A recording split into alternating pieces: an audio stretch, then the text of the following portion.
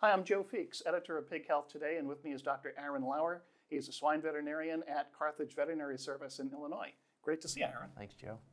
Now, when I contacted you the other day and I said, Aaron, what's new? What's going on out in the field? You got back to me, and your answer startled me, really, because you said Haemophilus, parasuis, strep suis, and erysipelas. Yeah. These are old diseases. Yeah, they're pretty old bugs that generally we thought we've had under pretty good control, but they seem to be making a re-emergence here the last couple of years. Giving you job security in the process. Unfortunately, and a lot of headaches and heartburn by our producers and pig caregivers. So what exactly is going on? Why are these bugs making a comeback? Yeah, it's been a little difficult for us to really kind of understand the epidemiology of that. It seems on the respiratory bacterial side with strep suis and Haemophilus parasuis that we've seen a little bit more consistency out of some of the multiplication systems. Seeing that bug show up downstream is, unfortunately, we've been forced to switch multipliers because of a health outbreak or a genetic change. We get some of those bacterial pathogens that come along with that. And so are we changing, or are the bugs changing? The bugs, they continue to outsmart us, and they've got to continue to change and adapt in order to stay prevalent within the industry. So I think it's a little bit of potentially both, the way we've set up systems, and then also the bug may be changing here with time. Let's take a moment to talk about each one. Haemophilus, how is it different today than it was maybe 5 or 10 years ago? Yeah, I mean, we continue to see that bug prevalent. We can really find it in all pigs. We don't quite understand what makes it virulent in some pigs versus not virulent in other pigs. We've generally been able to control the bug by single source flow, by eradicating some of the other viral diseases like influenza and strep suis. But even in some of those situations, we're continuing to see pigs clinical for that near the time of weaning, and then definitely post-wean. And what about strep suis? I know that you don't have a commercial vaccine for that, so you're pretty much up to autogenous vaccines or injectable antibiotics. Why is that bug coming back? Yeah, that one's been maybe a little bit more linear in flows, and that sometimes we know that multipliers have it's very common for us to see that bug downstream.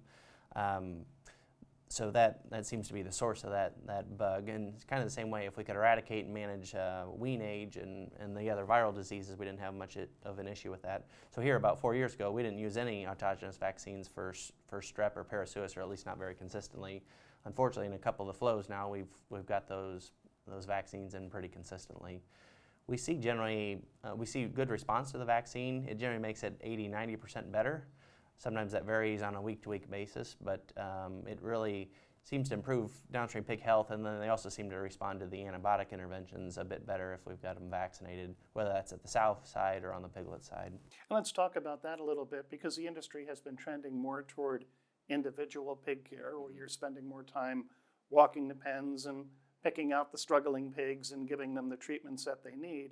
I would have to think that would be very important in the management of strep. Yeah, and it still allows us, with some of those autogenous vaccines, still allows us to do the individual pig treatment instead of mass treatment, because generally those pigs, we see just less incidence of them, and they seem to respond to the injectables better than having to go in with a mass treatment, because you walk into the barn today and all of a sudden have 5% of the pigs showing clinical signs for strep or parasuis. So if they've been vaccinated, they respond better to the antibiotic treatment, yes. Is what you're saying? Yeah. So that's kind of where we are today on it. We've struggled even with that. You're still not 100% satisfied with having used that many antibiotics or some of that mortality. So there's been some movement and experimentation with, if they're going to get that pathogen at the time of weaning, maybe you need to give it to them earlier. And so we've done some actual live exposure to parasuis and strep at, say, 3 days old, while they still have the litter integrity and time to build immunity there prior to weaning. The response to that's been variable. And how do you go about doing that? It's really a live culture, a live inoculation, and then freezing that and orally dosing pigs with that at the time of processing. Now, I remember your colleague Joe Connor telling me a couple months back that they were seeing a lot more strep, but they're seeing not just more of it, but it had become more complex. What has been your experience? Yes, it's become more complex, and as you continue to do diagnostics on flows, there's new strains that kind of pop up, and so understanding the breadth of the strains that are within the population and which ones are virulent and which ones you need to put in the vaccine continue to be a struggle.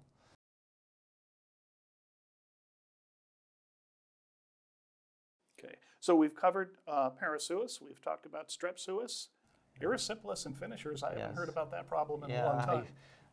It's interesting for me because I've been out about 10 years and generally have got I'll see 1 or 2 erysipelas cases a year. We'll see it sometimes in sow farms, generally in young parity sows or gilts from time to time. Grow finish, we hardly ever see it anymore. So for the most part, we've taken grow finish erysipelas vaccination out of most of the flows. Typically, in the past, it's described as a summertime disease when you've got stress, weather stress, marketing stress, and that sort of thing. But what's been interesting here the last 2 winters is it's popped up in the last 2 winters and not necessarily in the summer. And have you seen any common ground where you've had problems with that bug, or certain management practices or types of facilities? The management practices that we've had in place have been tried and true for a number of years, and so sow farms continue to vaccinate, usually a rolling vaccination, so they're getting 2.5 vaccinations a year, sometime during gestation or post-farrow. Some farms will do mass vaccinations, and so most of these farms that have been having the downstream erysipelas issues have had those programs in place for a while, which have seemed to control erysipelas both at the sow farm, and then we hadn't seen it post-wean. As erysipelas has popped up, it seems to be a bit more flow-based than an individual group-based, so we'll see it at various different ages, late nursery all the way through finishing.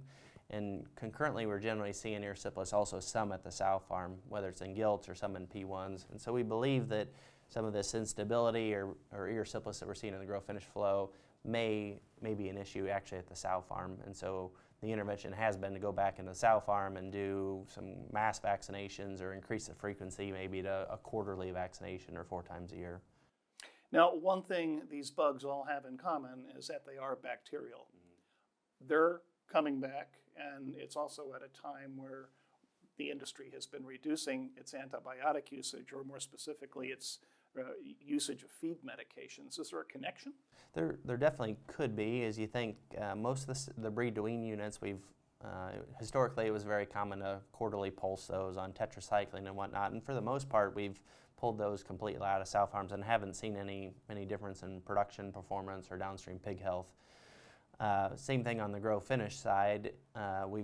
That's really been the dramatic change here over the last couple of years with the VFD implementation. So as you think about how we start pigs, generally we've tried to pull that out, or maybe we've gone to some of the just more enteric feed medication. As you look at the data here over the last 2 years, there's been a dramatic decrease in antibiotic usage from the industry, which has been good, but these may be some of those negative repercussions that we're having from that, and we've just got to figure out how to manage that, whether it's immunity at the sow farm, putting the vaccine back in grow finish flows, or strategic placement of antibiotics.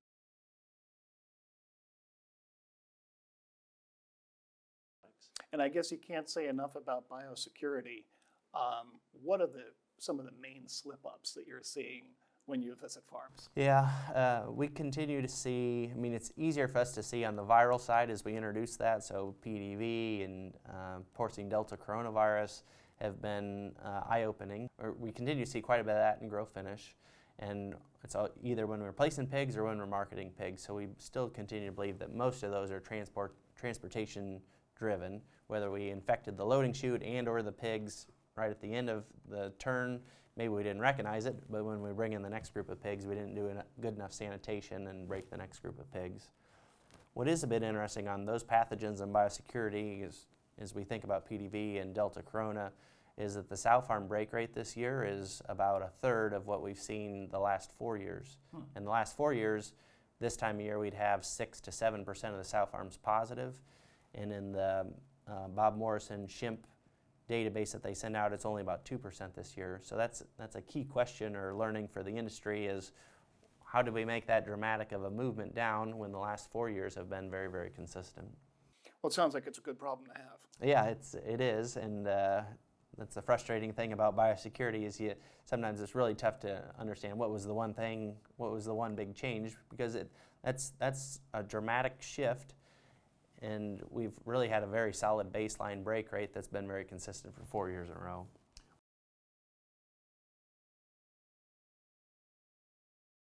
One final question, based on your recent experience with these bacterial pathogens, strep suis, Haemophilus, and erysipelas, are you concerned about any other bacterial pathogens coming back to rear their ugly heads? Yeah, as we think about some of the enteric pathogens, we got Salmonella, we got Lawsonia, we've got hemolytic E. coli's. Those continue to be a bit variable. Now, the good news is we've got decent amount of vaccine tools in order to try and place those, and that's continues to be the progression that we see here over the last couple of years as we pull back on antibiotic usage. It's been trying to assess those vaccines, what's the proper placement and proper timing, and our ability to use those in a cost-effective manner.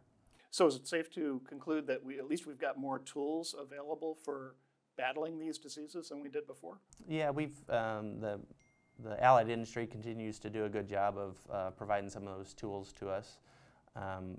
We'd always like more tools because there are some of those pathogens, and especially as they mutate and change, that continue to try and get ahead of us. And so it continues to be the age-old battle of the pathogens trying to stay ahead of us in our interventions.